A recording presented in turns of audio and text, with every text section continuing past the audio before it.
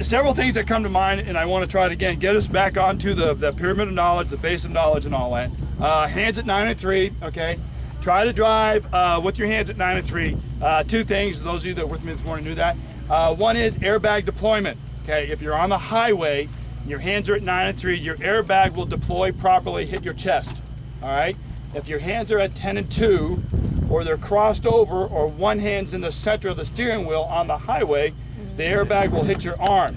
Okay, we'll slow the airbag deployment down. It could possibly break your arm, etc. All right, so 9 and 3. Okay, shuffle steer when you're on the trail. Just turn very slowly. There's a lot of things here called bump steer. Every time you hit a bump with one tire or the other, the right tire hits a bump, it compresses, feels like it turns the steering wheel. It's not. It's pulling and pushing on the steering components. Okay. So what we want to do is be mindful of the bumps as they're causing the vehicle to feel like it's turning.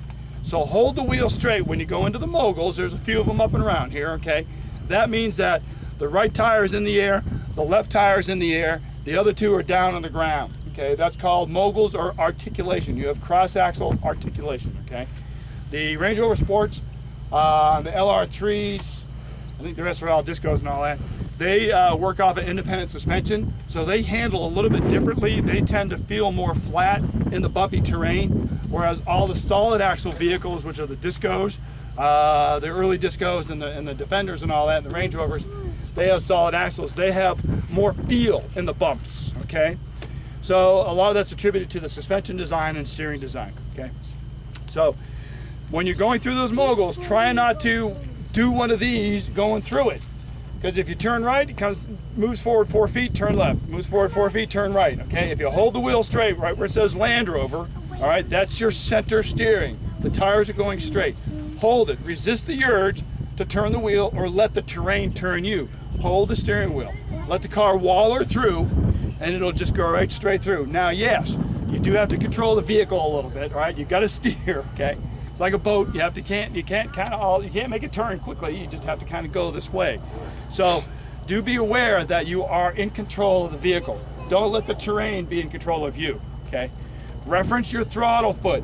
Put your throttle foot against the transmission tunnel, right against the transmission tunnel, and don't move it, okay? Find a comfortable spot. Let your leg rest against the coffee holder or the parking brake or whatever's there, okay? Squeeze the throttle. Gently squeeze the throttle. The left foot is used for your braking, okay? If you're gassing up, going too fast over a climb, and as it starts to drop down, then you have to hit the brakes, your right foot's on the brake, all right? They are not switches.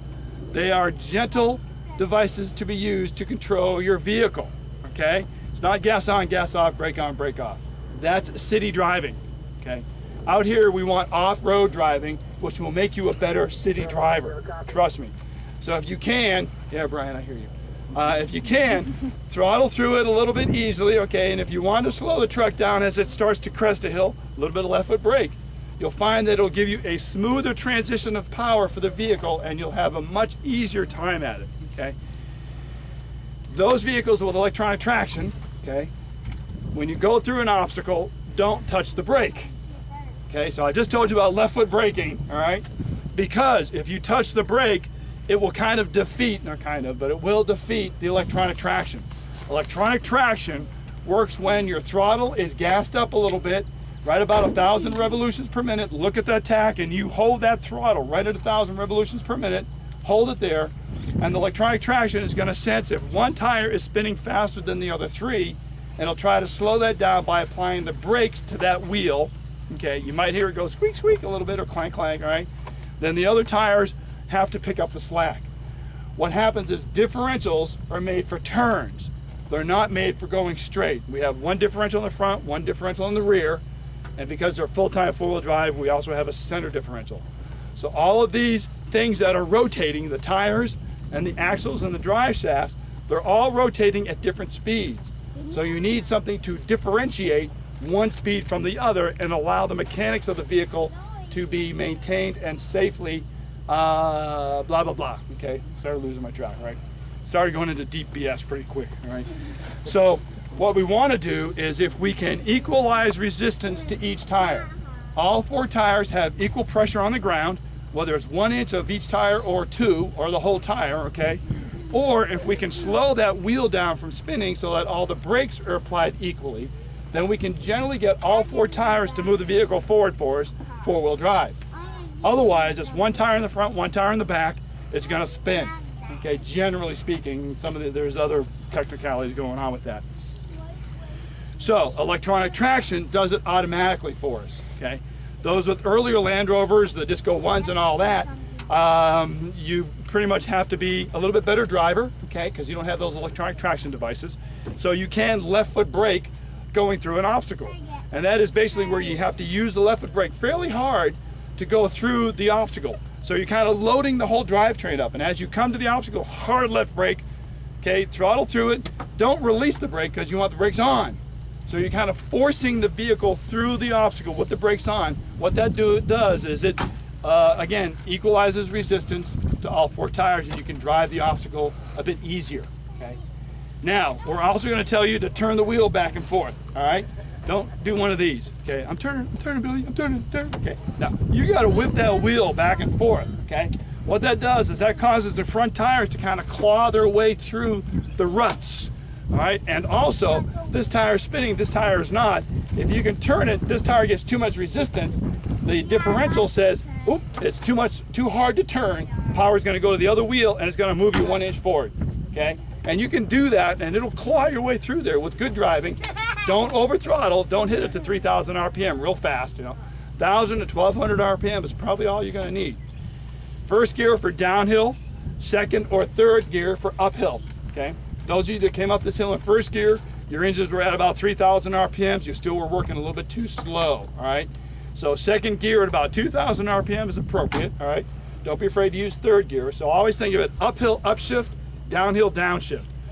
But there are times and terrain that you might need first gear to crawl uphill because you're going to need that kind of control and the engine power and all that. But try not to be at 6,000 RPM, the engine screaming in first gear to climb a hill that you should have been in second or third gear for, okay?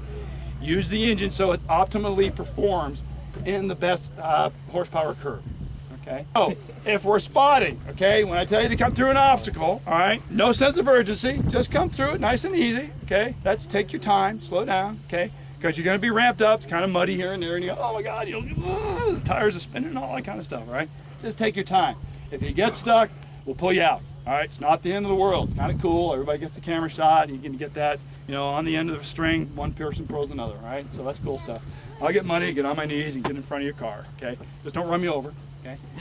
So don't worry about it. Just take your time as slow as possible, all right? As fast as necessary. We don't have a lot of that here, all right? Just take your time. It's all for a fun, good day. We're going to go up around the corner here, and again, we're going to make a left turn. Those of us that are going to play in this little hole, it kind of goes through a little hollow kind of thing, and you get down in there and kind of mess around in the mud and have a little rocky thing, run through trees, get kind of narrow, okay? So it'll be kind of fun. And those of you that don't want to do that, I have no problem with you saying I don't want to do that, Bill. All right. Times when I've said no, all right, I've had enough. Okay. Very few, but it happens. It's kind of like, yeah, let's go. All right. Oh shit. So take your time going through this. There are some mud ruts and there are some articulation. Okay. You'll go through there and your car will get up around 32 degrees. It's really cool. All right. Don't be leaning out the window. Stay in the car. Sit at that 32 degrees. Hold it so you know what's going on. All right. And then the car just gently rock back to 32 degrees the other way. We are here to teach you how to drive the trucks. So it's a fairly safe environment, but you can put a truck on your side out here. All right. Those are concerns with four-wheeling, right? Stuff happens. Okay. So if you don't like what's happening, stop your truck. That's how easy it is, all right? If you don't like what's happening, stop the truck. We'll all come out and like, well, what the hell's going on here? You're like, well, I don't know. And I'm like, all right, yeah, damn sissy, come on, let's go. So don't worry about it, all right? Stop your truck. If you're getting into the mud, we'll help you work through it. If I have to hook a strap on, that's cool, all right? No big deal there. I don't have any problem pulling you out. But we'll get up around the corner. I'll do a high-lift jack demonstration, then we'll get in the woods. I might have to do a winch demonstration, but I do want to show you how to use a high-lift jack. It'll make sense to you. And I'll show you some of the adapters that I carry with me, okay? Onward through the fog.